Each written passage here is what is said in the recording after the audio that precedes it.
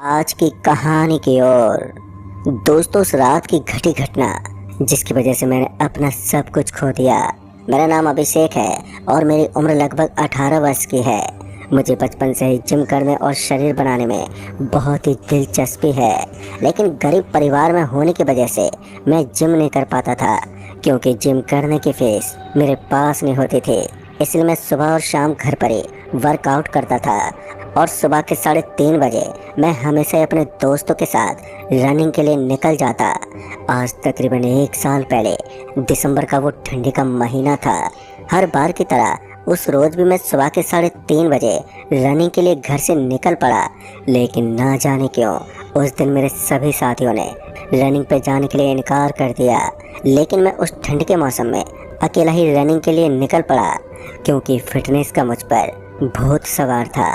उस रोज मैं अपने घर से रनिंग के लिए 3:30 बजे ही निकल गया था, लेकिन मेरे साथ कुछ ऐसी घटना घटेगी इसकी मैंने कभी कल्पना भी नहीं की थी।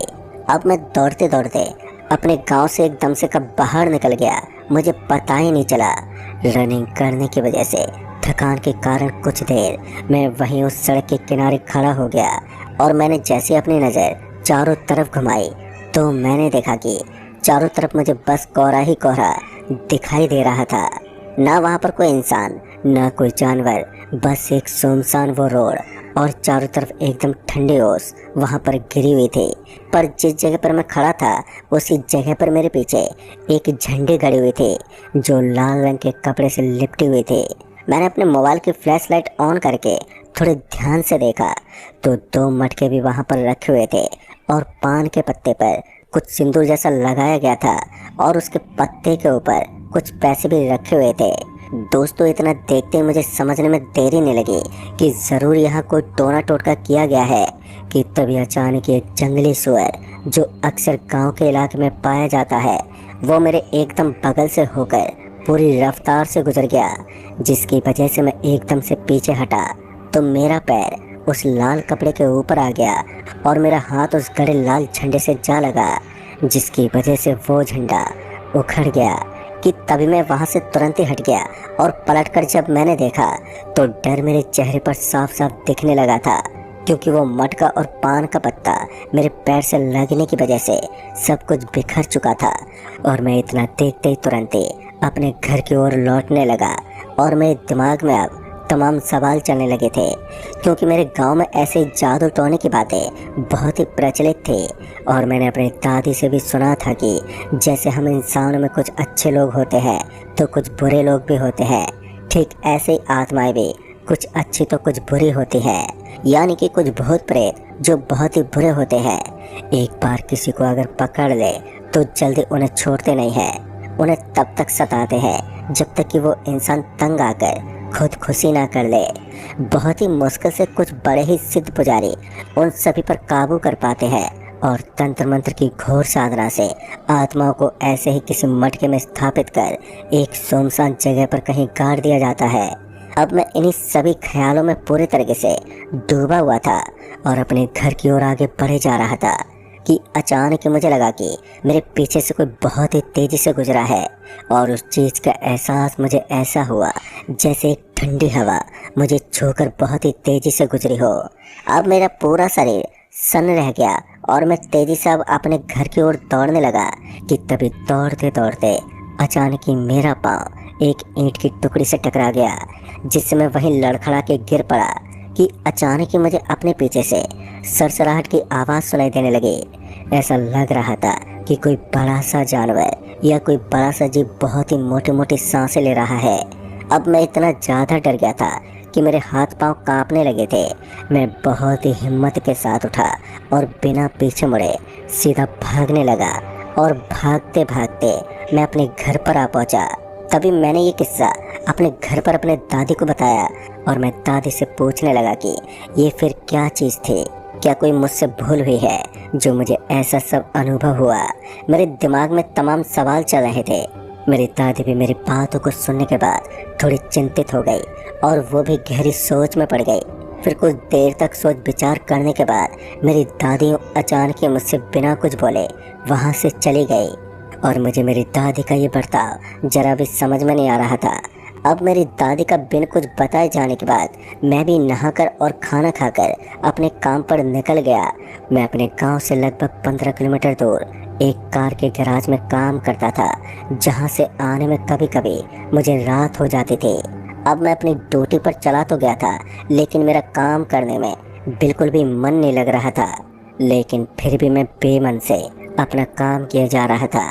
मेरी ड्यूटी सुबह 9:30 बजे से शाम के 6 बजे तक की थी, और मैं वैसे ही चिंता में इतना डूबा हुआ था कि कब काम करते करते शाम के 6 बजने को आए थे, मुझे पता ही नहीं चला।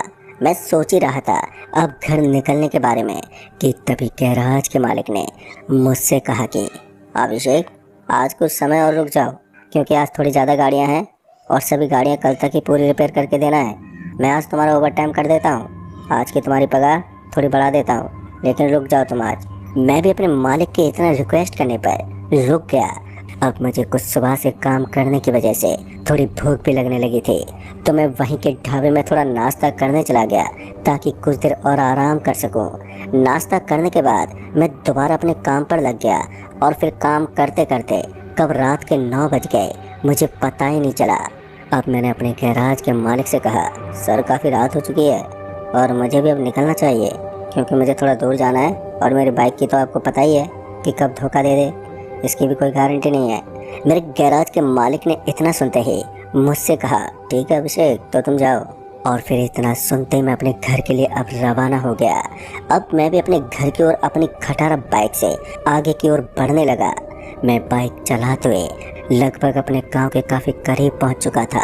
मैं अपने ख्यालों में इतना खोया हुआ था कि मैं बाइक चलाते चलाते एकदम ही भूल गया कि मैं किस रास्ते से जा रहा हूँ। मैं उसी रास्ते से गुजर रहा था जिस रास्ते पर सुबह दौड़ते वक्त मेरे साथ वो घटना घटनी शुरू हुई थी कि तभी अचानक ही एक लोमड़ी ना जाने कहां से मेरे बाइक के सामने आ गई, और अब उस लोमड़ी को बचाने के चक्कर में मेरी बाइक अचानक ही पलट गई, जिससे मैं घसीटते हुए थोड़ी दूरी पर जा गिरा।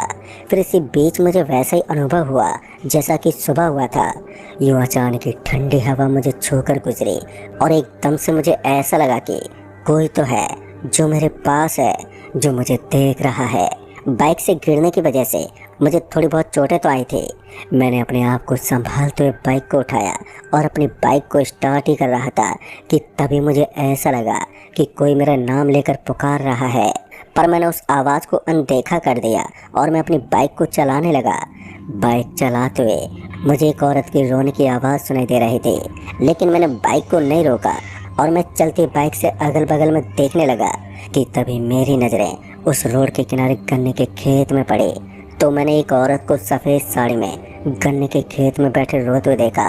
वो खौफनाक मंजर देखकर मैंने तुरंत ही अपनी नज़र वहाँ से हटा ली, और जैसे ही मैंने दोबारा पलट कर देखा तो मैं वहीं पर बेहोश हो गया, क्योंकि वो औरत मेरी बाइक की पिछली सीट पर मुझे बैठी दिखी थी, और मेरे कानों में बेहोश होने से पहले एक ही शब्द सुनाई दिया कि मैं तुझे नहीं छोड़ूंगी। उसके बाद मेरे साथ क्या हुआ मुझे कुछ भी याद नहीं है, और फिर जब मेरी आंखें खुली तो मैंने अपने आप को अपने घर में पाया, और मेरे घर वाले मुझे देखकर बस रोए जा रहे थे। मेरे होश में आते ही मुझसे सब पूछने लगे कि मेरे साथ आखिर क्या हुआ था। तो मैंने कल रात की घटना के बारे में अपने परिवार वालों को बताने लगा, और मेरी पूरी बातें सुनने के बाद सबको लगने लगा कि ज़रूर कोई बुरी आत्मा मुझे परेशान कर रही है। और मेरी ऐसी हालत देखकर मेरी दादी भी रोने लगी थी, क्योंकि शायद कहीं ना कहीं मेरी दादी को इसके बारे में पता था, इसलिए वो शायद मेरे साथ आगे होने वाली घटनाओं के बारे में सोचकर रो रहे थे। तभी मैंने अपनी दादी से पूछा कि दादी क्या हो गया, आप रो क्यों रही हैं। तभी मेरी दादी ने मुझसे कहा कि तुम चुप रहो, और मेरे घर वालों से कहने लगी कि अब से ये कहीं नहीं जाएगा और इसे कहीं जाने मत देना। और इतना कहकर मेरी दादी बिना कुछ बताए घर से बाहर चली गई, और फिर कुछ समय के बाद वो वापस आ गई और मेरे हाथ में एक काले कपड़े को बांध दिया, और मुझसे कहने लगी, बेटा इसे तुम अपने हाथों से खोलना मत, ये तुम्हें बुरी शक्तियों से रक्षा करेगा। और इतना कहकर मेरी दादी ने मेरे पास एक लोबान जलाकर चली गई। उस रात की घटना के बाद मैं कई दिनों तक अपने घर में ही पड़ा रहा, लेकिन एक शाम मैं चुपके से घर से बाहर निकल आया और घूमने निकल गया, क्योंकि इतने दिनों से घर में रहते रहते मैं एकदम बोर हो चुका था और मैं कितने दिनों के बाद घर से बाहर निकला था और मैं पैदल ही भोजपुरी गाने लगाकर अपने खेतों की ओर घूमने निकल पड़ा। शाम का वक्त था तो मैंने सोचा कि रात होने से पहले मैं घर चला जाऊंगा, लेकिन मैं गाने सुनते हुए और खेतों की मनमोहक हरियाली देख इतना खो गया था कि कब मैं चलते चलते अपने गांव से काफ़ी दूर आ गया। मुझे जरा भी इन सब बातों का अंदाज़ा नहीं था। तभी मैंने मोबाइल में समय देखा तो रात के 8 बज रहे थे और चारों तरफ बस सन्नाटा था। उस सन्नाटे में लोमड़ियों की रोने की आवाज़ें मुझे साफ साफ सुनाई दे रही थी, जिस वजह से मैं दौड़ने लगा और तेज़ी से अपने गांव की तरफ भागने लगा कि तभी मुझे किसी चीज़ की मोटी सांसों की आवाज़ सुनाई देने लगी और धीरे धीरे वो सांसों की आवाज़ तेज हो रही थी कि तभी मुझे ऐसा लगा कि कोई मेरे पीछे पीछे मेरे साथ ही दौड़ रहा है, पर मेरे पीछे मुड़कर देखने की बिल्कुल भी हिम्मत नहीं हो रही थी। मैं बस बिना रुके भागे ही जा रहा था। भागते भागते मेरी सांसें फूल चुकी थी कि तभी मेरा गांव अब दिखने लगा और मैं अब अपने गांव के काफ़ी करीब पहुंच गया था कि तभी अचानक ही किसी औरत की थोड़ी भारी आवाज़ मेरे कानों से टकराई, तो नहीं बचेगा। और वो आवाज़ एक्सीडेंट के वक्त ऐसी आवाज़ आई थी, शायद उस काले कपड़े की वजह से जो मेरे हाथ में बंधा हुआ था। मैं बच गया और मैं अपने घर पहुंचा तो मेरे घर वाले मुझ पर बहुत ही नाराज़ हुए। कई दिनों तक तो सब कुछ ठीक ठाक चलता रहा, लेकिन कुछ दिनों के बाद मुझे वो औरत अब मेरे सपनों में दिखाई देने लगी और धीरे धीरे मेरी तबीयत अब बिगड़ने लगी थी और साथ ही मेरी आंखों के नीचे अब गड्ढे हो चुके थे और अब मेरे शरीर में इतनी ताकत नहीं बची थी कि मैं अपने बिस्तर से भी उठ सकूं। मुझे कहीं जाना भी होता तो मेरे घर वाले मुझे लेकर जाते हैं। अब मेरे घर वालों को मेरी ये हालत देखी नहीं जा रही थी। मेरे सोते वक्त मेरी दादी जो लोबान जलाया करती थी, अब उस लोबान से एक अजीब सी बदबू आया करती थी। मेरा ये हाल देखकर मेरी दादी ने एक बहुत ही सिद्ध तांत्रिक को मेरे घर पर बुलाया। शाम का वक्त था। जैसे उस तांत्रिक ने मेरे घर की चौखट पर कदम रखा कि वो एक झटके से पीछे चला गया। ऐसा लगा कि किसी ने उसे धक्का दे दिया हो और उस तांत्रिक ने अपनी आंखें बंद की और कुछ मंत्र पढ़ने लगा। कुछ समय तक मंत्र उच्चारण करने के बाद उसने घर में प्रवेश किया और मेरी तरफ देखकर बोला, इस लड़के से गलती से एक बहुत ही बड़ा अनर्थ हो गया है। और उस तांत्रिक ने मुझसे और मेरे घर वालों से कहा, अगर इस लड़के को बचाना चाहते हो तो एक साधना करनी पड़ेगी, जिसके पश्चात इसकी जान बचेगी, लेकिन इसमें बहुत ही खतरा है, इस लड़के की जान भी जा सकती है। दोस्तों, तांत्रिक के मुँह से इतना सुनते ही मेरे घर वाले पूरी तरह से हैरान हो गए। तभी तांत्रिक ने कहा, कल ही शाम के वक्त तंत्र साधना की जाएगी। आप लोग तब तक इस लड़के को अकेला मत छोड़िएगा, क्योंकि इसकी जान खतरे में है। और इतना कहकर तांत्रिक चला गया और मेरे घर वाले अब मुझे लेकर बहुत ही चिंतित हो गए। मेरी दादी मेरे साथ ही रहती और अब मुझे एक पल के लिए भी कोई भी अकेला नहीं छोड़ता और सभी तंत्र साधना की पूरी तैयारी करने लगे। और अब वो पल भी आ गया जब वो तांत्रिक अपनी साधना करने वाला था और मुझे उस बुरी शक्ति से मुक्त करने वाला था। शाम के वक्त घर की सारी तैयारियां हो गई थी और उस सिद्ध तांत्रिक ने हमारे घर में प्रवेश किया और हम सबको अपने घर के सबसे अंतिम कमरे में चलने के लिए कहा और उस तांत्रिक ने तंत्र साधना की सारी चीज़ें मांगी। तभी उस तांत्रिक ने मुझसे घर की सारी लाइटें बुझाने के लिए कहा।